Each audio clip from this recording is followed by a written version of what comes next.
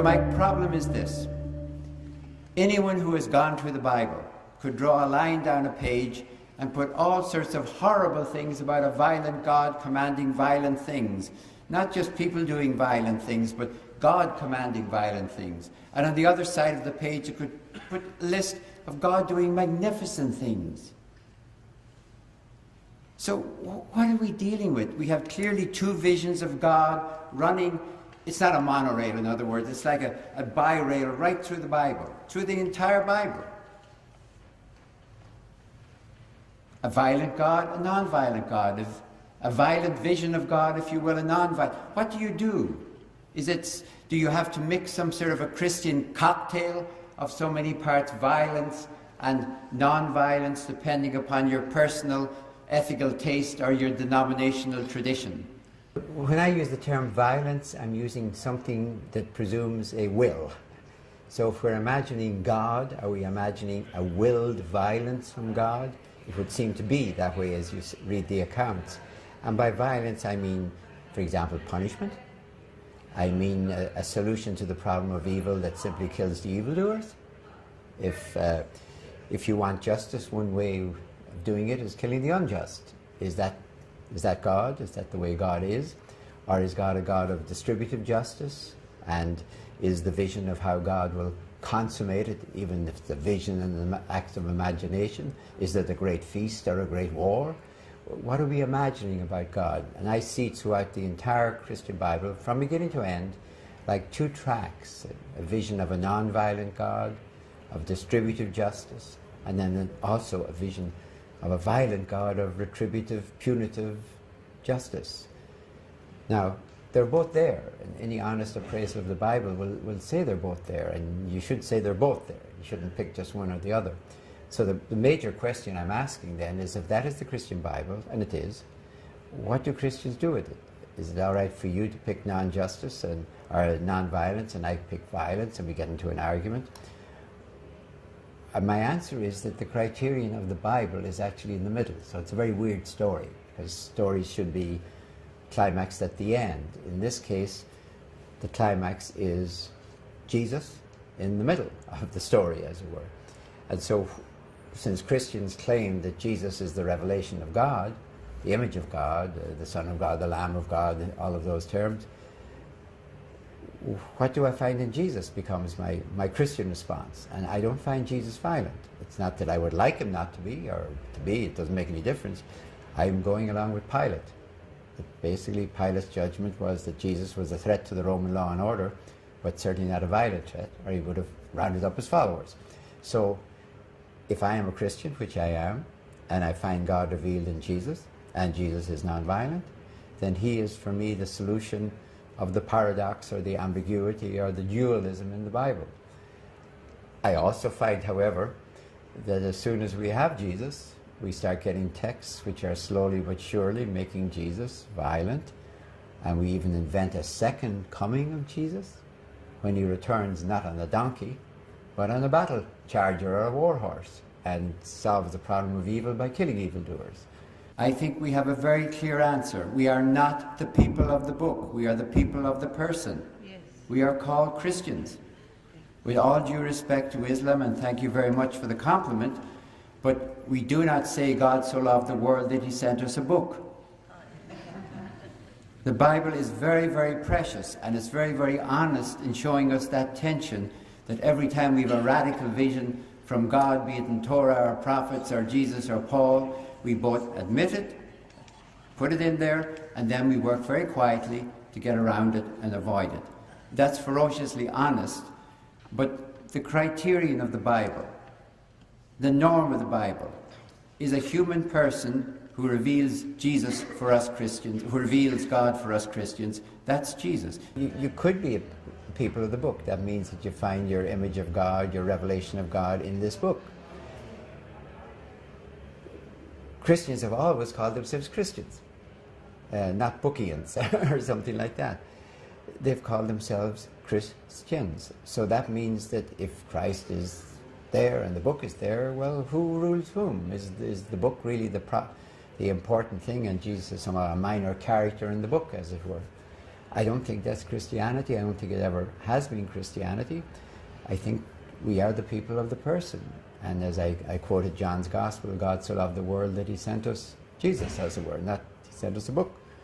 So I think he is the norm of the book for me. He is the criterion, and he is then my answer to which vision of God do I find. I'd simply say, is Jesus violent or non-violent?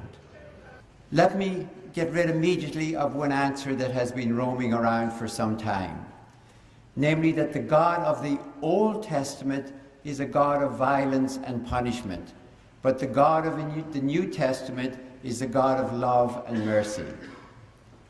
The only thing wrong with that is that it is not true. And I say that not with any sense of ecumenical courtesy or even post-Holocaust sensitivity. It simply is not true, and you would know that if you have read the Bible.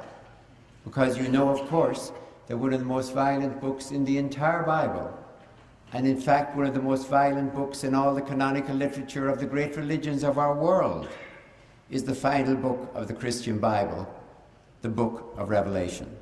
Oh, I think if throughout history the book of Revelation had been quietly left there at the end and nobody ever took it very seriously or expected anything from it, just thought it was sort of a strange book, I don't think you'd even bother fighting it or discussing it.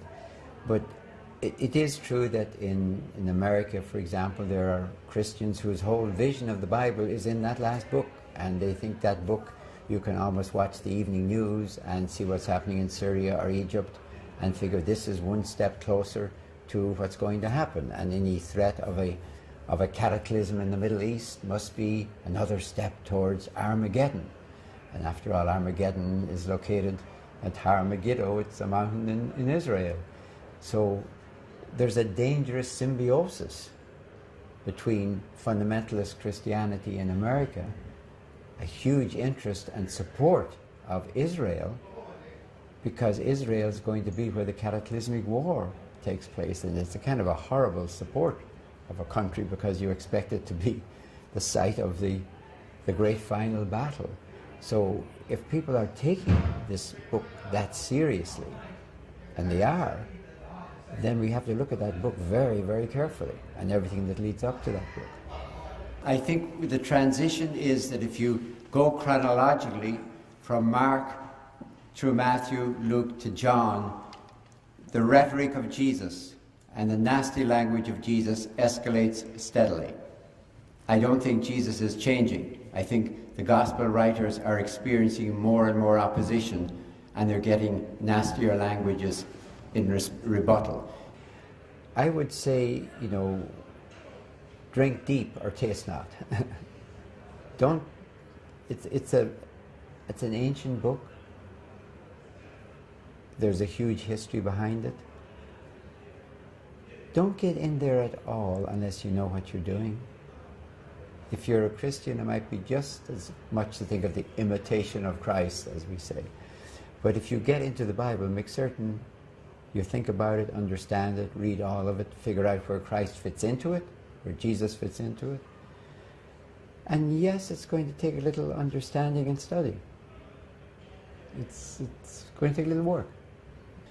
We're up against civilization, because civilization has taken it for granted throughout history that the way you get peace is through victory. That is, you get peace through violence. And the warning you're getting from Jesus is that you don't get peace through war, you get lull. L-U-L-L. You get a lull until the next time. So the question is whether we as Christians not can just become pacifists and refuse to fight, but whether we can try and make it clear that our species' future depends on whether we can get violence under control. I'm optimistic because, for example, some time ago, I'm just talking from memory now, a group of the American Secretaries of Defense talked about abolishing, not just, toning down, atomic weapons, because they became convinced that nobody could keep them safe. And the proliferation of atomic weapons into more and more countries where it was more and more difficult to preserve them would eventually lead to a cataclysm. So I'm hoping that people are coming at us from different points of view, not just from Christian or even the Jewish vision of peace, but from the obvious evidence that we've had in the last century of what can happen, and the evidence that we're not doing too good already in the 21st, and that we have to get violence under control. So that's almost a secular comment. It's not dependent on any Christian or even religious vision. If you simply look at 6,000 years of history and say we have always escalated violence, the presumption is we will continue, what's going to happen? So I'm hoping some people are also seeing that.